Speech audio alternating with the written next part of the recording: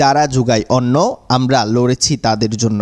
স্লোগানে আনোয়ারাই উপজেলা কৃষক দলের বর্ধিত সভা বৃহস্পতিবার বিকেলে উপজেলার সরকারহাট সংলগ্ন একটি কমিউনিটি সেন্টারে অনুষ্ঠিত হয়।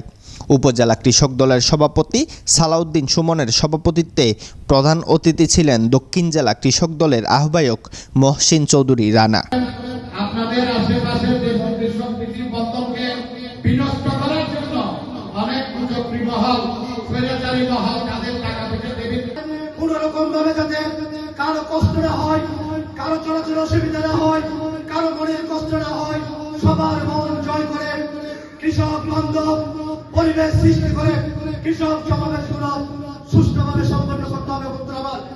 যদি পারেন আপনার নারী কৃষকদেরকে তাদের সমন্বয় করবেন। একটি কথা মনে রাখবেন, 1975 সালে পট পরিবর্তনের পর সিপাহী জনতার বিপ্লবের মধ্য দিয়ে দেশের প্রয়োজনে শহীদ প্রেসিডেন্ট জিয়াউর রহমানকে এদেশের দায়িত্বভার দিয়েছিলেন। উপজেলা কৃষক দলের সদস্য সচিব নাজিম উদ্দিন খান ও আনোয়ার হুসাইনের যৌথ সঞ্চালনায় অনুষ্ঠানে প্রধান বক্তা ছিলেন দক্ষিণ জেলা কৃষক দলের সদস্য সচিব মীর জাকের আহমদ। বিশেষ অতিথি ছিলেন দক্ষিণ জেলা কৃষক দলের যুগ্ম আহ্বায়ক এম শফিউল করিম শফি, মাহবুবুল আলম পারভেজ।